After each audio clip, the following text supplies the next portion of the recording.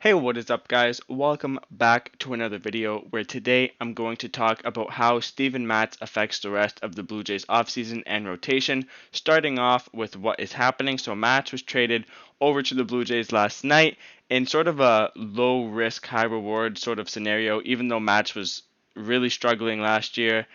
He's not old yet, so he still has time to make a bounce back. So the Blue Jays gave back Reed Foley to the Mets and Diaz and some other prospect, I forget his name. Starting off with Reed Foley, he's at the point of his career where he either needs to turn it on or he's going to be left in the minor leagues forever. He's sort of like a project for the Mets, sort of like a 50-50 at this point.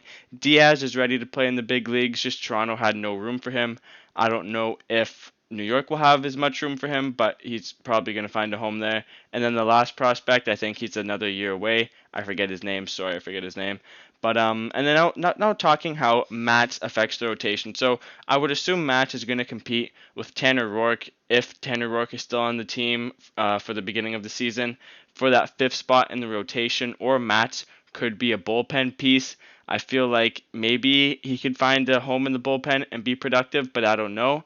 All I know right now is he's going to be trying to compete for that fifth spot unless the Blue Jays go out and get James Paxton, Taijuan Walker, Jake Odorizzi. If they get two of them, then Matz is going to be in the bullpen. How it affects the rest of the offseason. So Matz, even if he does struggle, they're only paying him around $5 million for 1 year. So if they don't like him, they can just get rid of him next year. I hope he does well, but I don't know.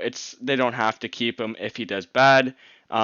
So noticing that Matz is a left-handed pitcher, this could affect James Paxton because James Paxton is also a left-handed pitcher. And if they get Paxton and Matz in the rotation with Ryu and Ray, that will be four left-handed starters in the rotation to one right-handed, which would be Nate Pearson or Taijuan Walker or Jake Odorizzi. So that's why I see Matz in the bullpen more, so that they can have Walker, Odorizzi, and Pearson, they could have like a sort of six-man rotation with righties and lefties evenly together. So that's why I don't really see Matz in the rotation at all.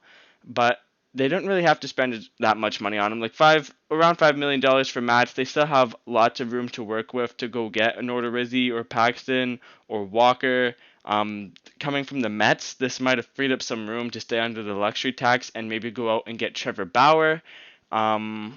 I think that's what the main purpose of this deal was, and Toronto could get a lefty who can compete for that fifth spot.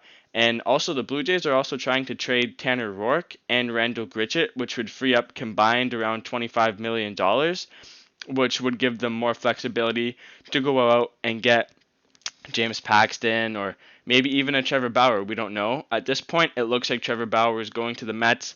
I'm sorry if any Toronto Blue Jays fans didn't want to hear that, but that's what it's looking like right now. So this is just a video on how Matz affects the Toronto rotation and rest of the offseason. Sorry, and that's all I really got to say. Just to recap, if he only has 1 year, $5 million, so if they don't like him, they can get rid of him. He's a low risk, high reward sort of guy, or a medium reward sort of guy. The Blue Jays didn't really have to give up anything expensive for him. They gave up basically three projects who were at a 50-50 point in their career. And that's basically it.